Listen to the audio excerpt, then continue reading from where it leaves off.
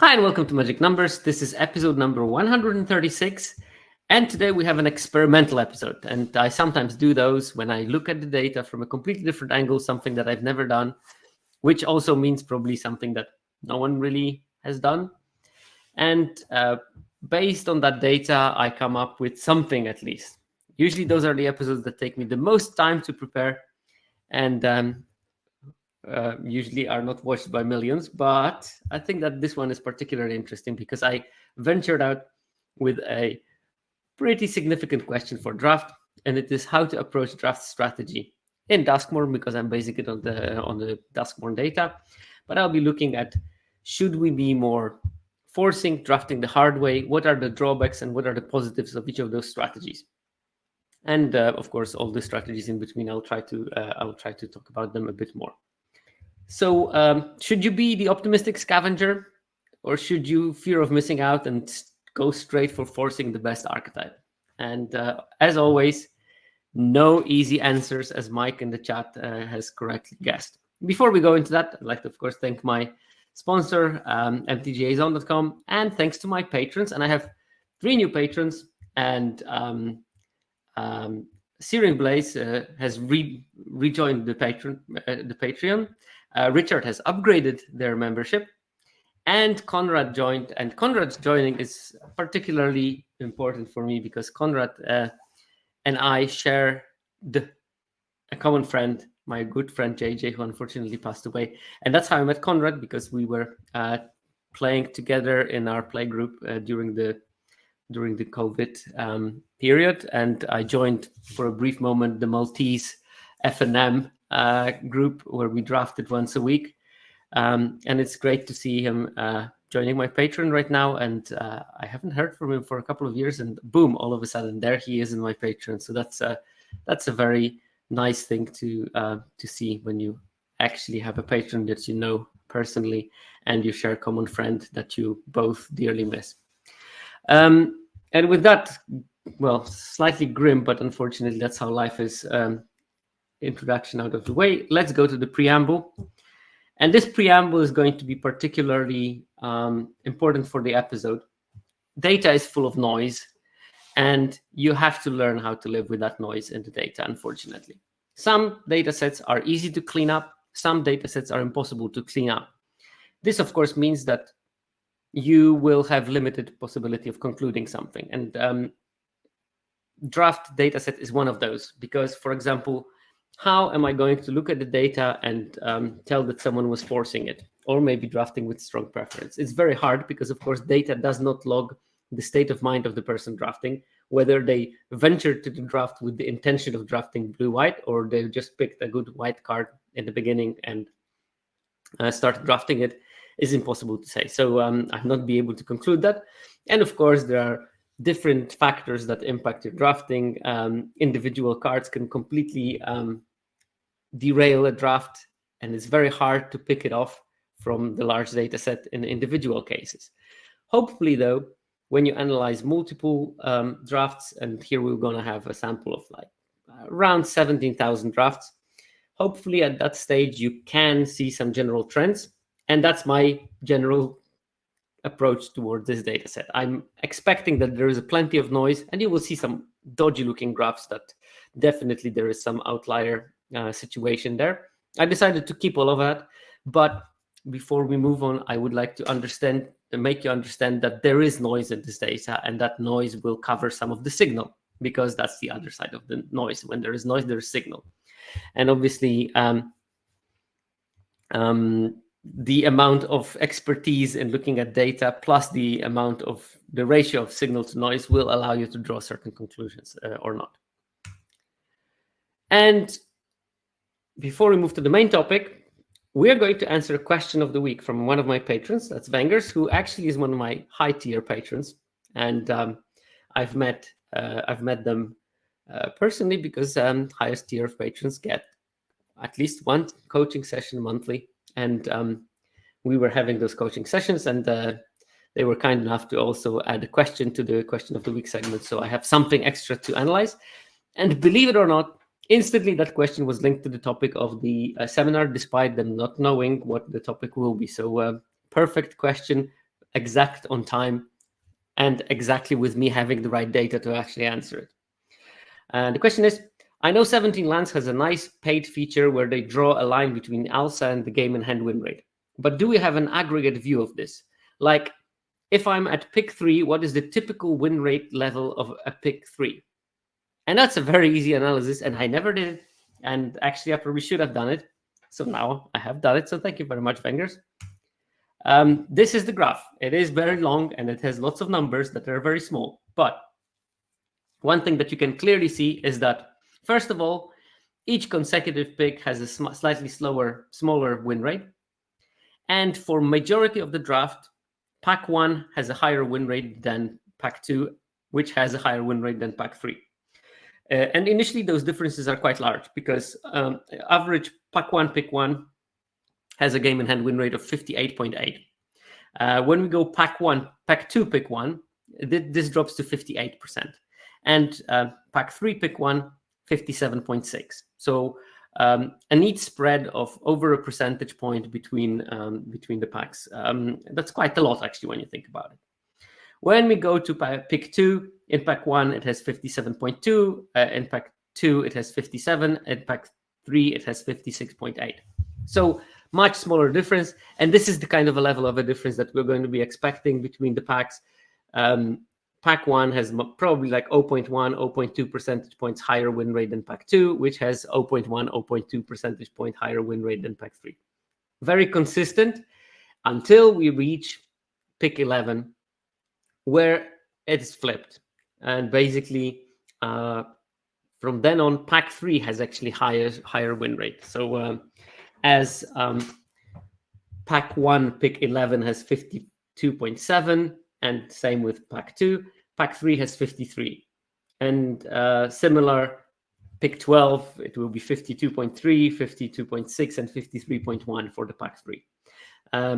So yeah, it's a quite interesting thing. First of all, we see that packs are random, which means that cards in those packs are going to be randomly distributed. Therefore, I wouldn't expect, if people picked at random, to have those differences. But because I can see that there is a difference between pack 1, pick 1 and pack 3, pick 1 of 1 percentage point, which is quite a lot, my only explanation for that is that first pack, we focus on power of the cards. Second pack, we have to compromise between power of the card and fitting towards our deck. And because of that, power is going to drop off slightly. And that's what you see in the data very nicely. Until we go to late picks in pack 3, where we either get past better cards in our colors because people were struggling to get function into their deck and therefore picked weaker cards that were fulfilling a particular function, and we can benefit from that, or it is because people start rare drafting or things like that, of maybe mediocre or uncommon drafting or whatever, mediocre cards that are better than anything that would go into their deck, but of color that we're not going to be playing. And it's, again, hard to say which one of the two it is, possibly a mixture of both. But one thing that is important to notice in here, that whenever people say that you're going to be rewarded in pack 3 if you pick the open lane, those rewards come very late in terms of the win rates. You don't see that you get better cards in pack 3 than in pack 1. However, it doesn't mean that you get weaker cards. It just means that possibly you have to fill in the gaps in your deck like everyone else and pick functionalities over power. And because of that, those win rates are going to be slightly smaller. So yeah, this is the question of the week, and hopefully you will find that graph interesting. I'm pretty sure I'm going to put it on Twitter at some stage because it looks pretty sweet, and it's actually quite informative on how draft is progressing. Okay, we can move to the main topic, and hopefully today's seminar is going to be much shorter, which is so weird because those short seminars that I prepare in half an hour, 2 hours max, they take 2 hours to do. But the one that I prepare for like 5 days non-stop of digging in the data will probably be pretty brief, actually, for my standards, of course. I'm still aiming at an hour or so. But before I move into the data on drafting, it may be good to start on some theory of that. And I have picked a couple of commonly known strategies in drafting. First one will be forcing. And that means, for me at least, picking a color pair before opening the first pack, which means that we start a draft with the strong conviction we're going to be in a particular color. This is a strategy that works often in the first weeks when people don't know what they're doing at the pod. And if you are the person that knows what they're doing and you identify the strategy, and if you know that the strategy is available in most pods, you might go on and start forcing it.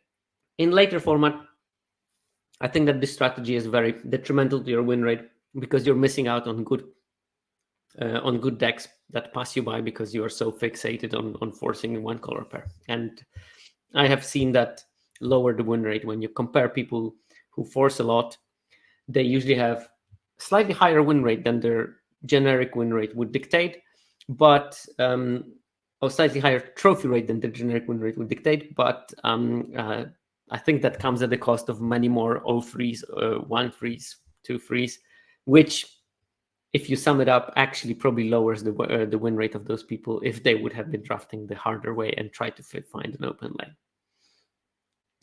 Then we have the go with the flow strategy, and that is first pick that you do is dictated about what is in the pack. But from that first pick, you very quickly settle into a 2-color combination, and you consequently draft those. And this is what's called drafting the easy way. Your first couple of picks sort of put you in a 2-color combination, and you go all the way with it. That strategy was probably much worse 5-10 years ago, when card power in the packs was not sufficient to support a color that you would just basically go into very early. But as the average common power increased and as we got more uncommons per pack and more rares, I think that strategy is yielding acceptable results nowadays. I still think that this is not the best way of drafting personally, but we can see what the data tells you about it. Of course, the problem with that is that if you end up on the open color pair, you are going to end up with great decks. But not always you will start drafting an open color pair, and it's important to know when to abandon your go with the flow strategy and start drafting a bit more the hard way. And drafting the hard way, in a nutshell, because there are different definitions of it and different people understand it slightly different, but the general gist of it is that you pick the best cards from the first picks, and at the certain moment of the draft, a path will present itself. So either you will start picking the best cards and you will realize after, 6 picks that, hey, actually all of those cards are in 2 same colors. Then you sort of move into the go with the flow strategy naturally. But sometimes there will be across 3-4 colors, and a certain moment there will come a time when you think, okay, I think I have a quorum of 2 div colors with some synergy support. And I think that basically those are open because I got those cards relatively late, which means I move on this color, and sort of draft told me what to draft, and I'm ready for that. Of course, this is an advantage of you staying flexible during the early portion of the draft and potentially finding those lanes that are more open, even though maybe your first pick would not lead you to that lane.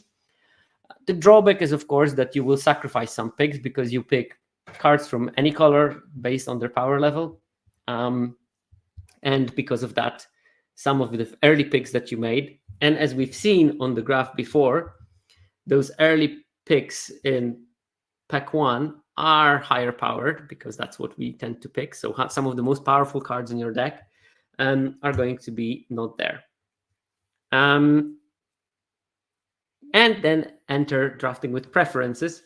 And this is drafting the hard way, but with some personal touches added. I like to see it as drafting the hard way, but you put extra parameters on it. And those parameters may be, I want to hard avoid blue.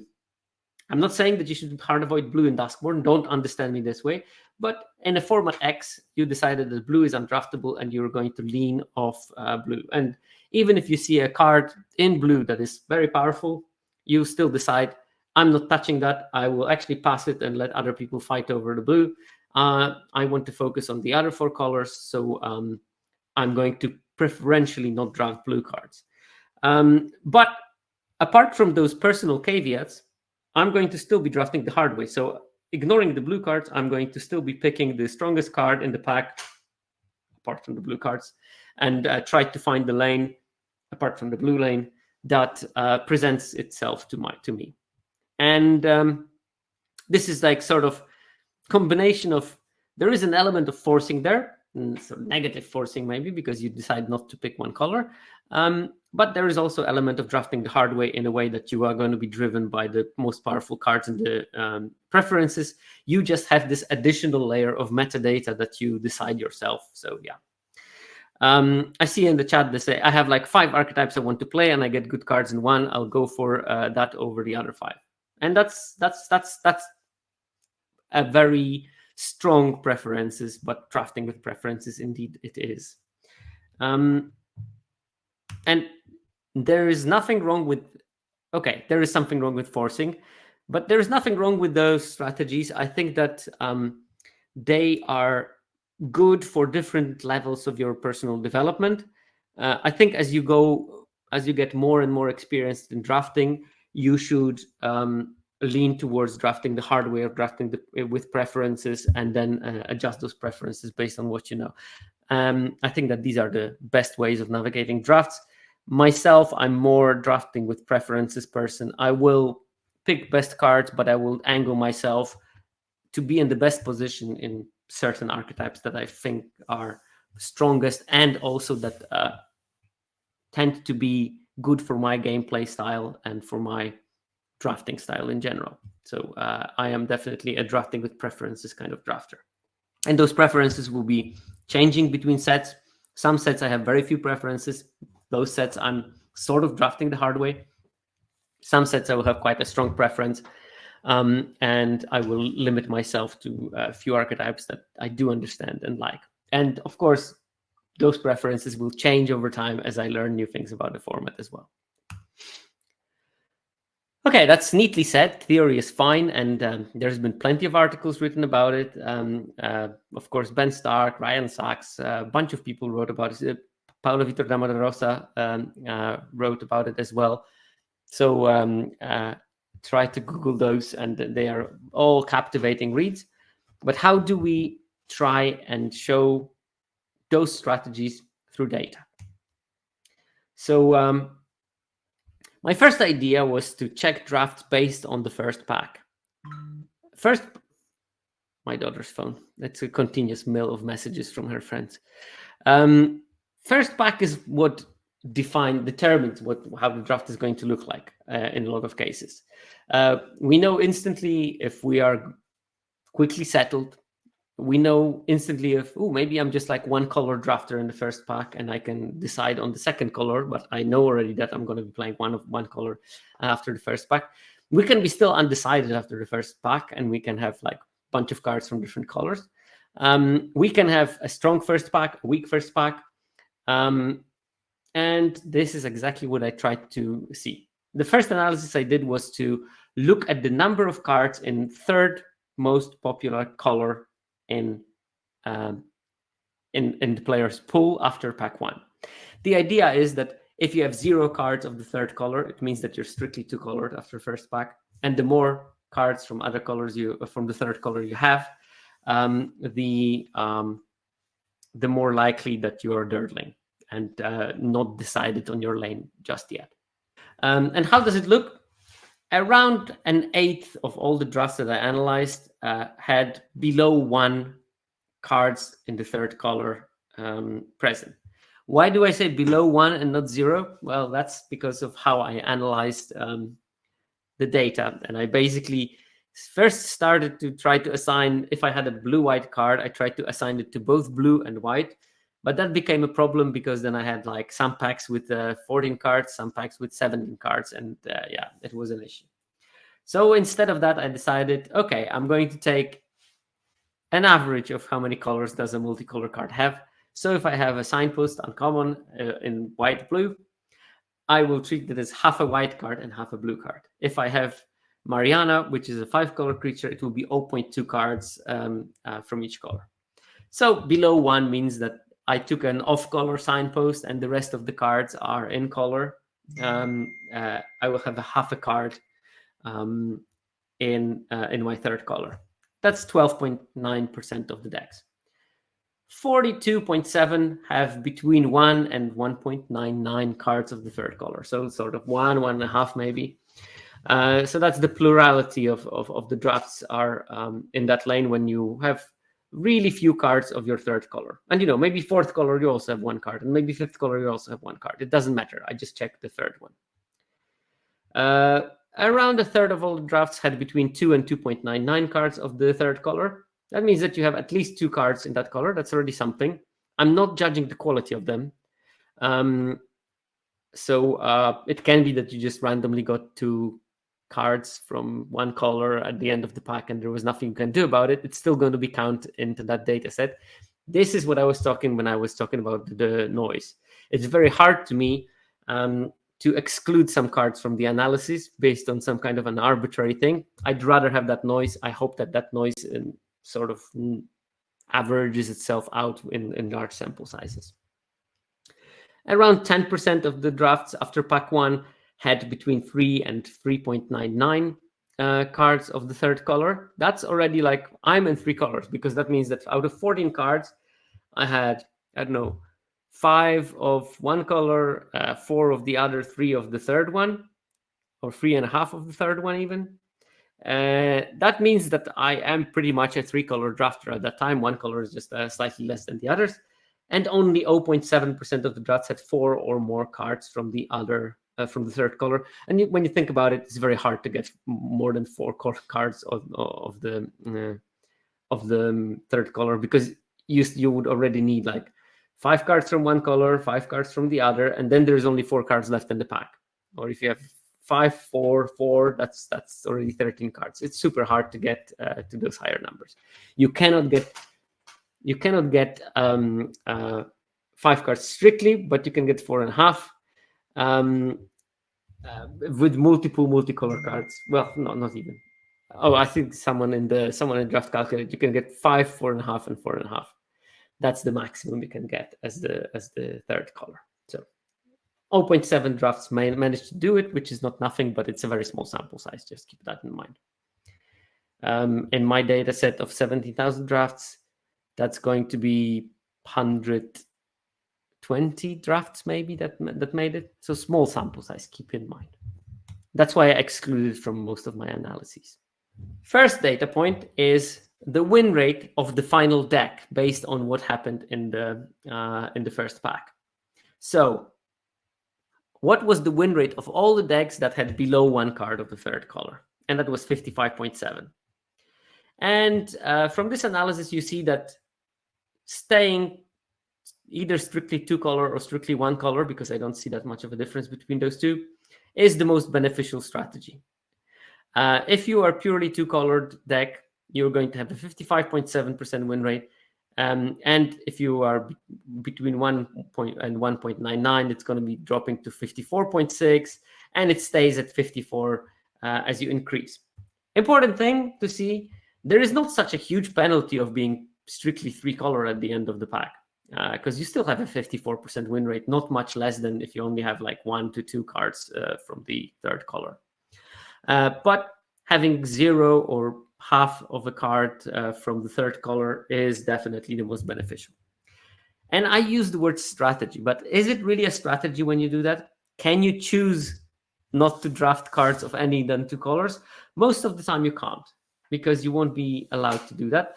And this means that this strategy is going to be good when it happens. So it's not something you can actively enforce. And probably, honestly, and that's a bit of a spoiler alert to the next data, it might be actually a bad idea. But 2-color decks strictly are a good idea. Just make sure that you fall into them and not that you try to force them, because then it might end up pretty badly. Again, there's going to be some of the noise here of people trying to force lowering that win rate of pure 2-color decks.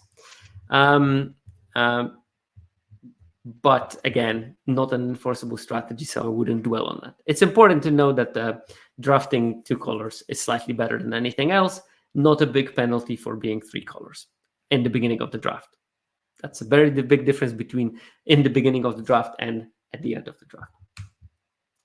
So yeah, being straight colors is beneficial, not something you have agency on.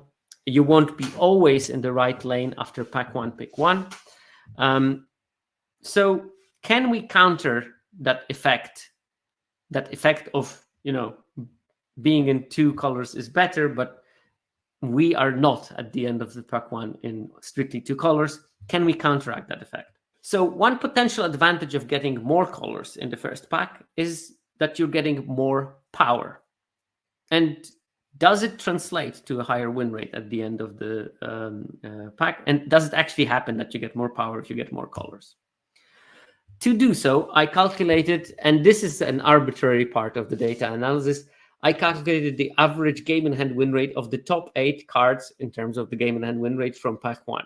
So I basically took all the pack 1s from those 17,000 drafts. I looked at the top 8 cards of those from the game in hand win rate, and I calculated the average of that. And then looked at those through the lens of the number of cards you get in the third color. So the original analysis that I was looking at. So because 16,000 drafts is a lot, I didn't want to have like thousands and thousands of those average win rates that are really close to each other. I divided the average game in hand win rate of these top 8 cards into quartiles. And small interlude for those of you who don't know what are the quartiles. Well, this is the distribution of all those 16,000 drafts. I made them 16,000 for this graph. It's actually a bit more, but I thought it would be nicer to show even numbers when I can divide them into nice quartiles, because 16,000 divides by 4 very nicely. As you can see, this is a very characteristic thing of this kind of data distribution. You will have like this long stick that goes for 90% of the length of the data range. And you will have those tails that are very different, you can see. So within the first, 5% of the drafts, there is a big jump. So the worst possible drafts imaginable, people got average 53% of game in hand win rate in the top 8 cards of their pack. That's really bad. That's appalling. Then it quickly goes up, and then from around 55.5, so around 1,000 maybe drafts are below 55.5, it goes slowly up until, let's say, 15,500 or so, or 15,000 maybe, where it goes up to 58.5% win rate. So like most of the data is in this 55.5% to 58.5%, and it's a relatively flat. And then you have the outstanding drafts when people picked super strong cards. And these also are like around 1,000 drafts that go from this 58.5 average to up to over 60% average across 8 cards, which is insane when you think about it. It just will happen, as you see here, few times across 16,000 drafts. Yes, that was one of my drafts when I got 6 of Written Chrysalises. And that would be that kind of a draft level that you get this kind of average win rate. But you can divide this data into 4 equal parts. So 4,000 lowest win rate decks, 4,000 just below average to 25% of the sample, 8,000 to 12,000 will be the third quartile, and everything above 12,000 to 16,000 is going to be my fourth quartile. So this is the low win rate. This is what I call the low to mid. This is what I call mid to top. And this is what I call top percentage win rate decks or drafts. And I divided that into those 4 categories just for the ease of analysis. So I can look if my first pack was in the 4th quartile, so the top win rate decks. Does it translate to a higher win rate in the draft or not? And I can look at all the packs through that, and I can compare them and see some of the properties of those drafts. It does translate to the win rate. If my pack one was in the top 25% of the win rates for those top 8 cards in the draft, my average win rate is going to be 58.3%. If this is in the second group, so between 50% to 75% of all the results, the average win rate is going to be 55.2. Then if I'm in the bottom middle part, the 25 to 50%, the win rate is going to be 53.2.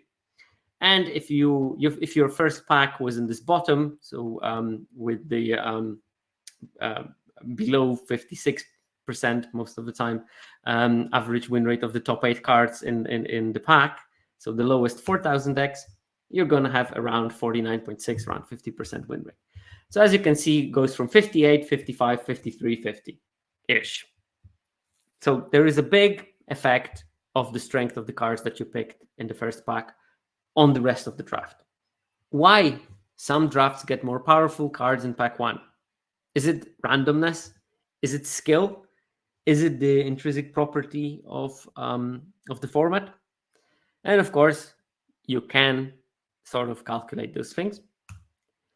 First thing I wanted to see that is to check how are those things distributed. In a random scenario, numbers would be even. So if I had a very weak pack in pack 1, I would have equal probability of having a very weak pack or a very strong pack in pack 2. And same for pack 3. And here I made this kind of a data table. And here we have all the weakest packs in pack 1. And average should be around 1.6.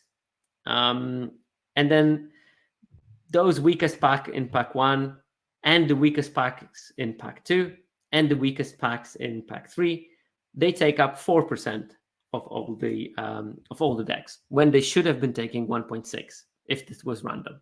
So it's clearly not random. That's why I put those colorings. Red means that there is a clustering of more than I would expect by chance, and blue means that there's a clustering of much less than I would expect by chance.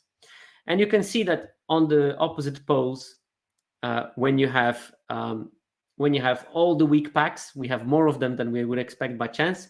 But also when we would expect all the strong packs, we get them all more than by chance. Because again, I'm saying packs, but these are not really packs. This is what a player has picked. I'm not looking at all the cards in the pack, just all the things that they picked. So it clearly indicates that it's not a random scenario. We see that disproportionately player get packs from either the first quartile or the fourth quartile. That indicates that there is either some amount of skill in picking high win rate cards by some players. They are really good at picking high win rate cards, and that's why their top 8 cards in the pack are having high win rate. It can be also an indicator of easy or rough pods, that in some pods, good cards will flow freely, and it will not be because of the booster composition, but it will be because of what the other peoples in the pod are picking. And of course, vice versa, there might be some rough pods where you just don't see good cards because they don't go late. So maybe you'll get, like good pick 1, decent pick 2, and it dries up very quickly. This is the scenario that they will very likely experience in the Pro Tour, when card quality is going to dry out very quickly. So these are a couple of the potential scenarios. What you can also see from there is that it is unlikely that a player who picked a weak pack 1 is going to pick a very strong pack 2, because you only get like 1% of the packs that were weak. Pack 2 was strong, and pack 3 was also strong. Those happen only 1% of the time. That's very low because you would expect 1.6. That's a significant drop. You will also rarely see that a player picked good cards in pack 1 and then bad cards in pack 2 and then good cards again in pack 3. That just doesn't happen that often. So the quality of the picks is going to be more likely to be consistent, especially when you're talking about someone who picked super strong cards or super weak cards in pack 1. In the middle, it gets a bit more muddled because those values, as you saw from the previous graph, are relatively close. Like the difference between something from the middle of the second quartile and something from the middle of the third quartile is like, difference of 0.7 percentage points win rate on average across 8 picks. So not that much. So I was quite content with that explanation for a minute. I said, okay, it's skill and pods quality. But then I started thinking, wait a second, we also have colors. They are not equally powered. that will introduce a lot of noise in that data. So I decided to check, okay, which decks are more represented in all the weak packs, all the packs from the first quartile? Which decks are most represented in the top win rate packs? So this way, I can take a look at those color pair disproportions. Maybe if you draft a good color pair, you get an average better cards, and you end up in the top quartile more often. How do you think, chat? Is that the case? Blue-white contributed to 5% of all the bad packs, the first quartile ones, but 22% of all the good packs. That's a big disproportion. White-black, opposite. 20% of all the bad packs were white-black, and only 1% of all the good packs was white-black. So clearly, looking at this win rate data has a problem. Colors are disproportionate. And you had 4 color pairs that were disproportionately placed in those strong packs, and that was white-blue, white-red, blue-green, and red-green. And you had some colors that were a bit more disproportionately present in those weak packs, especially white-black and black-green. A lot of bad packs. So people were picking bad cards to be in black-green quite frequently. And I don't think that black-green is a bad color combination. It's just that specifically in this data set, there were lots of people drafting black-green badly. And this is at least at a low power level. And this is something to remember when you look at the win rate data, that this is incorporated in the win rate data. Lots of people drafting black-green in probably a bad way are contributing to the win rate of the color, and that might explain why it has not been as high as the win rate as I think it should be getting. And I'm not saying it's like the premier color pair, but it's a decent one. You just need to know when to go for it, and that will be good cards. A couple of other color pairs that were overrepresented in bad packs, especially that those color combinations are slightly low rate in terms of being drafted in general. White, green, and blue, black were like 12 and 11% of all the bad packs. And again, at the same time, white, red was only 5%. Blue, green was only 5%. Red, green was only 5%. White, blue, 5.7%. Blue, red even was only 5.6%, while it was 6.8% of the good packs. So, yeah, definitely there is the impact of what people are drafting on how they end up in those good packs. And then you have to remind yourself that drafting those good packs is rewarded with a high win rate. So this is the part where I'm going to be talking. This is what your preference probably should be. You should have preferences for drafting white, blue, white, red, blue, green, red, green, because those cards will end up in those strong packs more frequently than other color combinations. So you are positioning yourself better if you think about drafting those cards, and they are spread across, well, 1, 2, 3, 4 colors. So there's plenty to choose from there. I guess that the lesson there is you can preferentially slightly avoid black if you want to be in a better lane for the future draft. Okay, this shows us that there is definitely impact of the color pair drafted. And that may mean you are just more likely to draft good decks if you start with a strong color pair. Something to keep in mind for you in the draft. And again, I'm not a proponent of forcing. As I told you, forcing is the worst possible strategy. But I think drafting the hard way with slight preferences is the way to go. And I think that graph shows what those preferences for you should potentially be. But it also means that we should see the same trend looking at packs 2 and 3 as we saw in pack 1. And here is the mistake that I made in the analysis when I was analyzing it. Originally, I did the same analysis for pack 2 and pack 3, and I saw something completely different. And it was confusing for me for a long time. And this is something for you if you are into data analysis. Some people would just jump on it and think, oh, that's something counterintuitive, therefore it's something cool, therefore I definitely should quickly push it out to the world. My original instinct is opposite, and very opposite. whenever I see a data that is counterintuitive, surprising, interesting, novel, my first thought is, okay, I screwed something up. So I spent a very long time looking at that data and finding some kind of inconsistency until I found it. And once I found it, it was happy times. Turns out I missed one character in the formula, and that calculates something slightly different. And because of that, the distribution was random. And because of the random distribution, I saw exactly what I should be when I had the random distribution. Luckily, I caught it, and I redone the analysis, and I went back and saw exactly what I was expecting. If you look at the 8 best cards in pack 2, it's also going to have the same kind of impact on the results of the final deck.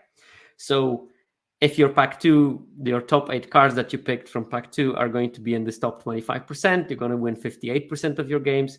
If it's going to be in this 25 to 50% kind of range of best cards, it's going to be 55% win rate.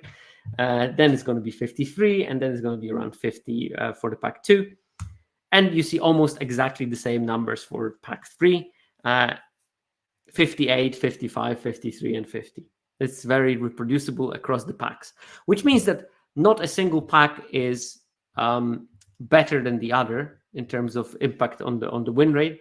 Maybe pack 1 is a slightly higher impact on the win rate in general, but we also know that pack 1 will have slightly better card being picked than the other packs because how we draft and when we prioritize power in the first pack and prioritize functionality and color suitability and in packs 2 and 3. How does it look if you start drafting a streamlined 2-color deck versus drafting multiple colors? And I can look at the same exact data, but I add an additional complication to the graph where I try to see within each win rate quartile of the top 8 cards from the pack. I also look at how many cards from the 3rd color I had in the deck, just very much like my first graph that I showed you. You know, if you have below 1 card of the 3rd color, or if you have 3 to 3.99 cards of the 3rd color. And what you can see is that the trend across those treatments is exactly the same. Independently, if you have no cards of the 3rd color, or you have quite some few cards of the 3rd color, if your pack had high win rate, it will result in a higher win rate deck. The more cards of the 3rd color you have, the lower the win rate of your decks is going to be within each group of how many cards of the 3rd color you had. So having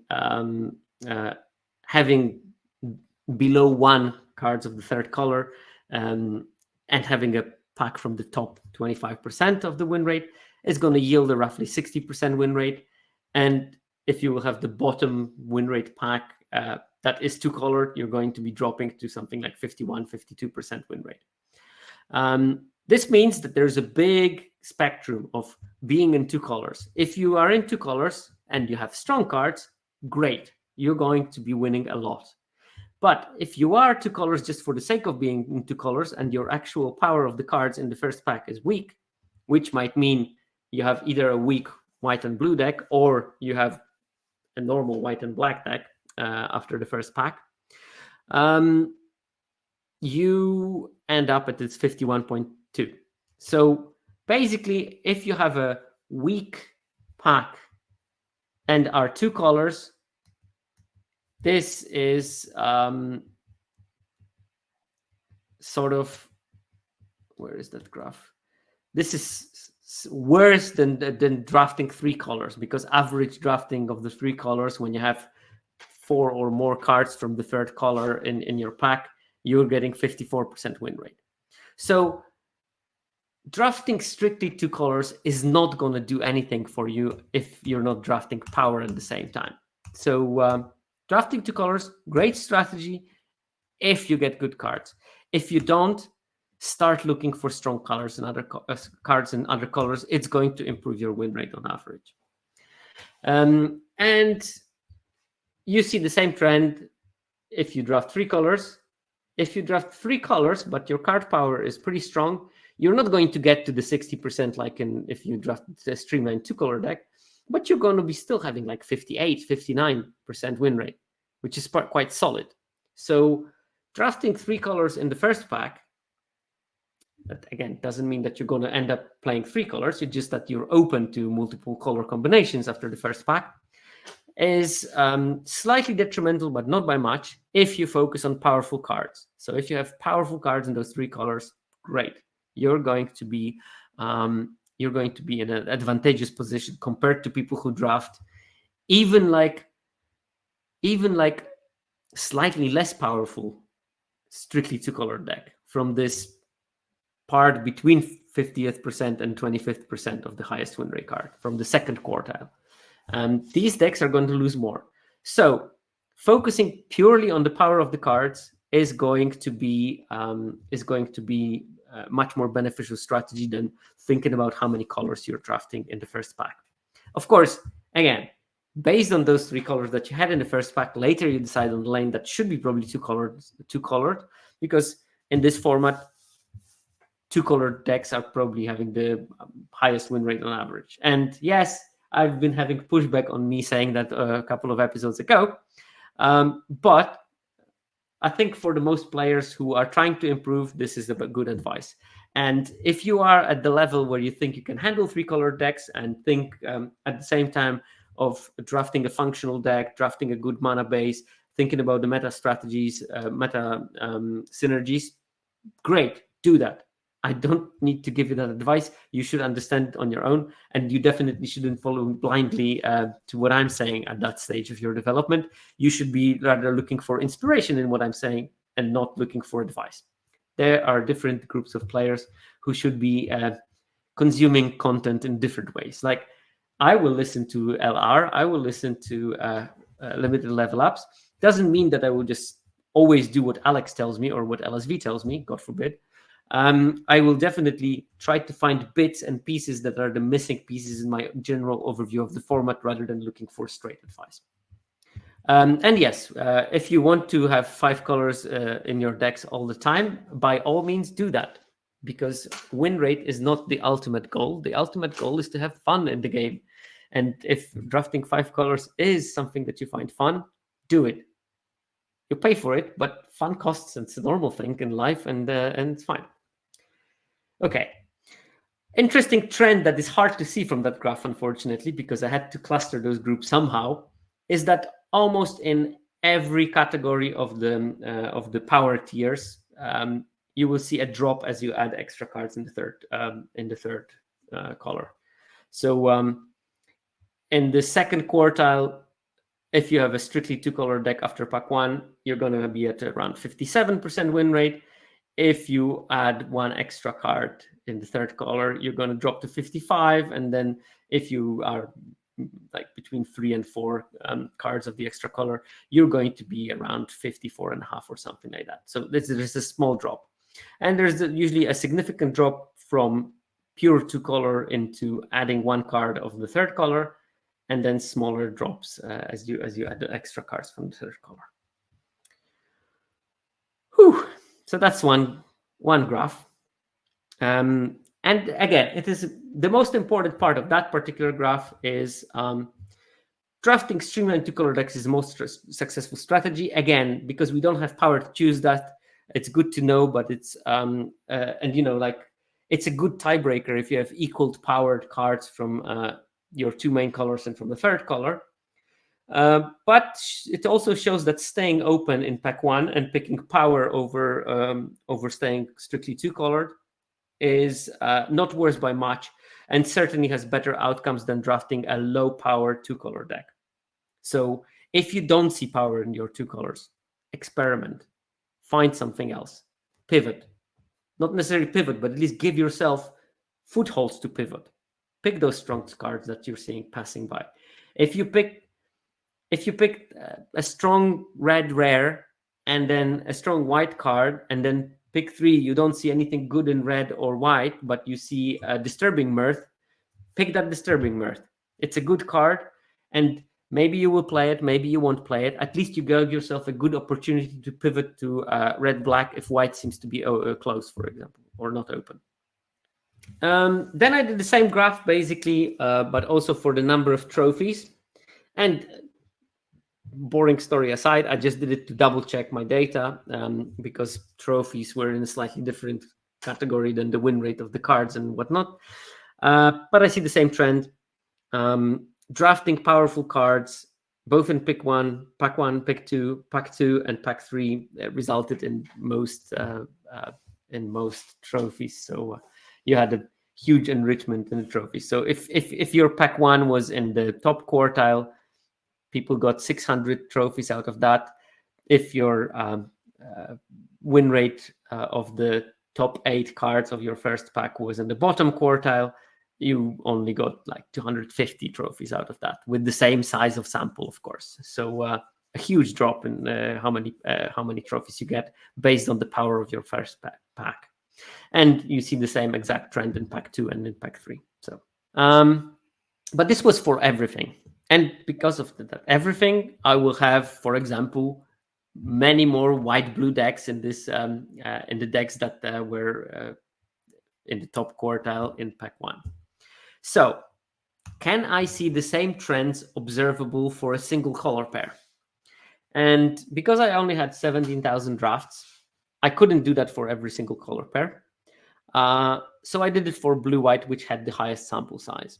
And there were some significant numbers of blue-white decks that had lowest power packs in pack 1, for example. So I could actually conclude something out of that. And if I only look at the white-blue, I see exactly the same trend. If my pack 1 was in the top win rate, according to the old data, and was white-blue, the average win rate was 59. And then it drops to 56, 55.8 or something. Then it drops even further if it was in this third quartile of power in pack 1, in pack 2, and even in pack 3. It sort of goes between 55 to 53% win rate. And if it was in the bottom quartile, it was around 51%, which is very similar to the numbers that we got from the generic data. Maybe slightly higher in this pack 1, but that might mean that white cards are very powerful, but very close to the generic data for all the decks, which shows me that one thing, that it's this power that is more important than the color pair. It's just that certain color pairs tend to have more power in them because they have stronger cards. That's why they are the strongest color pairs. But if I get rubbish white-blue cards in my pack 1, I will still end up with a deck that will win 51% of the games on average. So don't get stuck on those color pairs. Just know that they should be in your preferences, not because they are the color pair, but because strong cards are there. So you should naturally end up in those color pairs if you draft strong cards, because you draft strong cards. Okay. And I did the same kind of analysis as I did for all the decks. I did also for white-blue. And here you see a slightly different picture.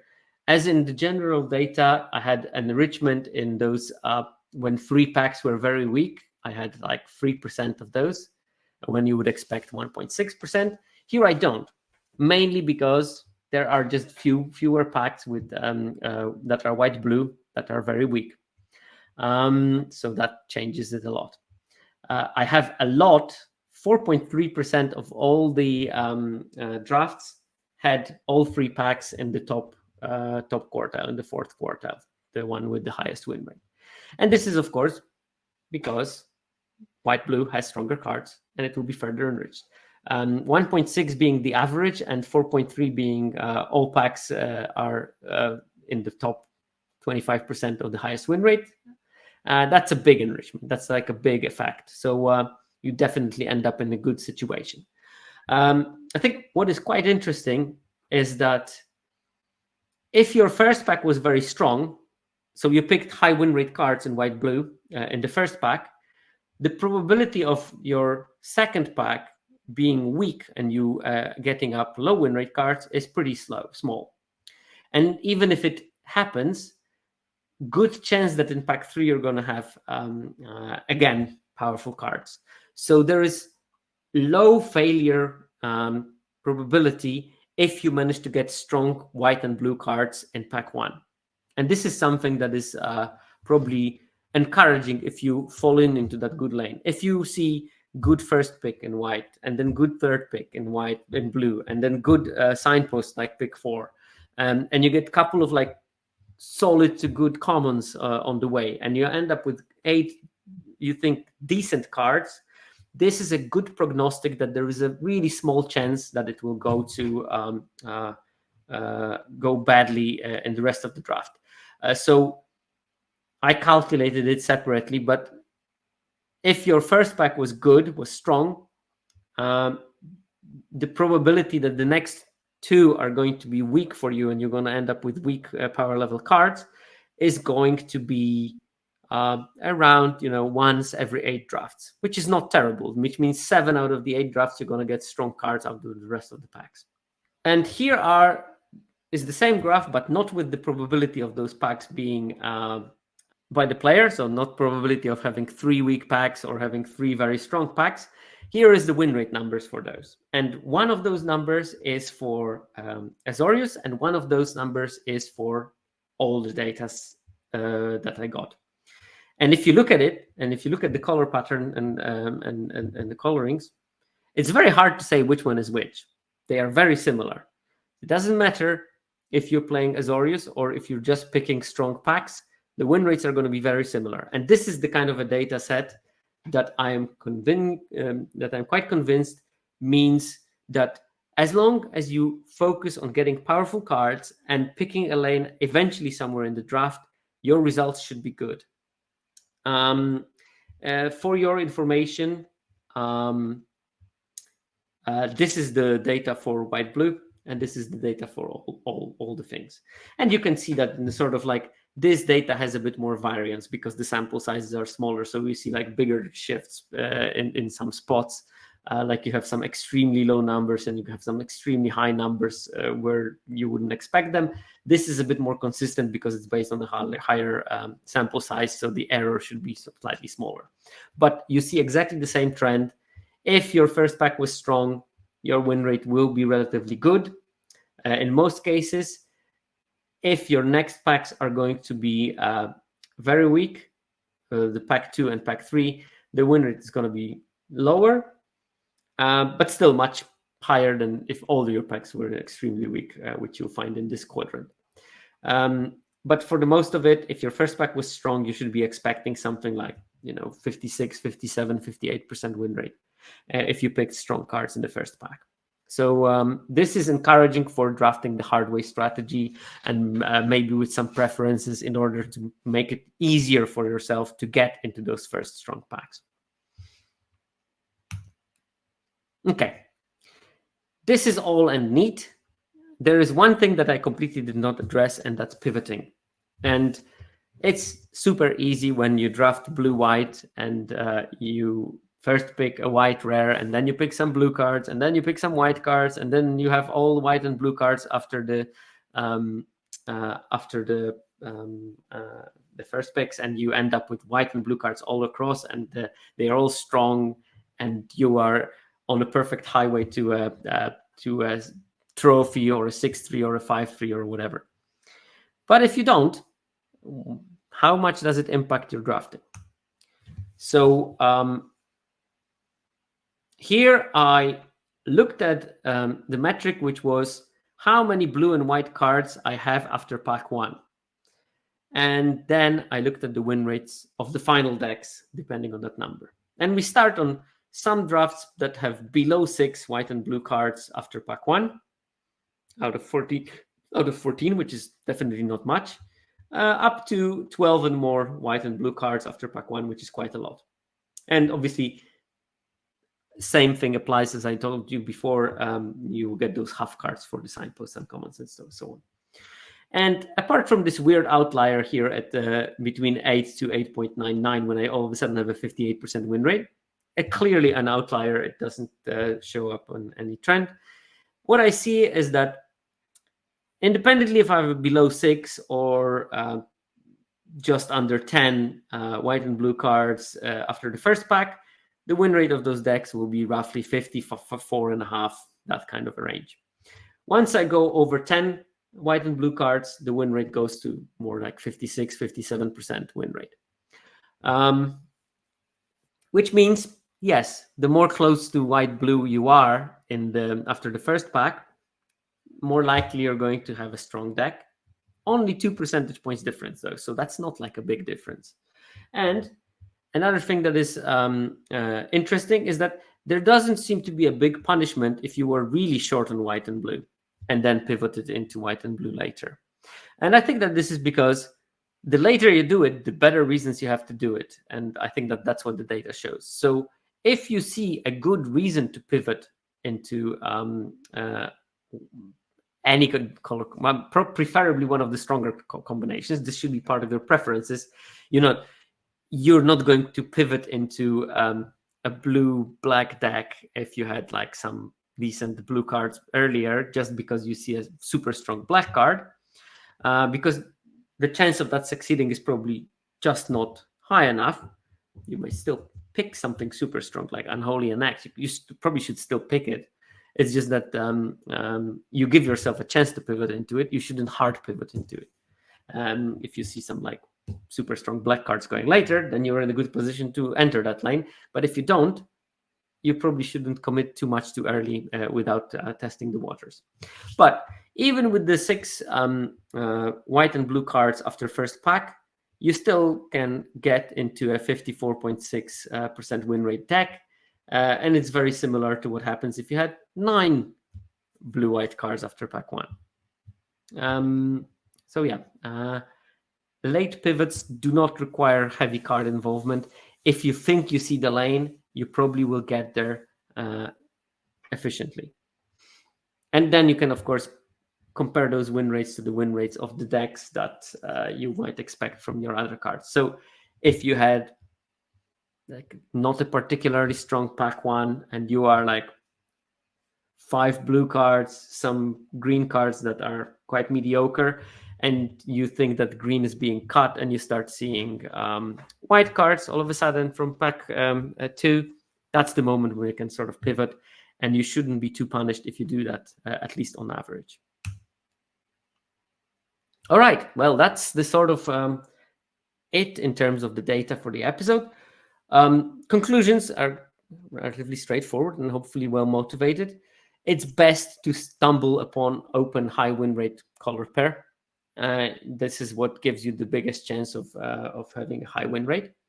But staying open while picking strong cards is not much worse. It's much better than picking mediocre cards from a semi-open 2-color pair. So pack 1, focusing on power is probably the best strategy. Picking the best cards, highest win rate cards, is going to eventually yield the best results for you. On top of that, you might supplement yourself with my previous episode when I was talking about cards that are specifically good in particular color pairs, because there you can get some extra power that is maybe not caught by this analysis because I didn't look at the color pair specific win rates. I looked at the generic win rate, which might miss some of the good cards. Having preferences in color pairs that you are particularly interested in will yield results if you select those preferences well, based on some knowledge. I like the knowledge from this episode. Pivoting late, and by late I mean after pack 1, comes at some cost, but it beats the results of a below average power draft in 2 colors that you decided to and continued doing while not really being in the right lane for it. So, you're not going to get as good on average a result by pivoting late to some kind of a different color combination as you would have done by being in the right combination in the first place. But in this particular draft, you're not in the good color combination in the first place. So pivoting will actually probably improve your performance. Also, on average, there is more power being picked in pack 1, not because the cards are more powerful in pack 1 by some magic of shuffler, but because people focus on power more in pack 1 and are not bound by colors so they can pick the objectively strongest card rather than making a compromise between power and suitability for the deck. Picking strong cards in pack 1 makes it more likely you will pick strong cards in packs 2 and 3. And by that, I mean, if you pick strong cards, you will more naturally end up in strong color pairs, because strong cards are the fundament of strong color pairs. And of course, we can't be sure if some part of it is not an effect of specific players who are much better in prioritizing strong cards, or how big is the effect of being in weaker pods on Arena, where good cards go later and you can pick stronger cards quite at will, even after the wheel. So yeah, hopefully it was a weird data set, but hopefully it was something that was, if not illuminating for you, then at least it put numbers on some of the long-haired adages of draft and tries to explain those things through the magic of mathematics. And hopefully you found some of it at least fun. And with that, I'd like to thank the 17Lands team who have made it possible for me to analyze that kind of in-depth data sets and to waste countless hours on digging up in formulas and comparing some random win rates to your amusement. Also, thanks to Fake Jake Brown, who is my friendly helping hand with everything. That includes organizing myself. And with that, I'll see you next week, where hopefully I might be giving advice to the world's players, because I'm going to be that kind of a person. I'm going to tell players who are way better than me how to do their job. Why shouldn't I? With that, see you next week.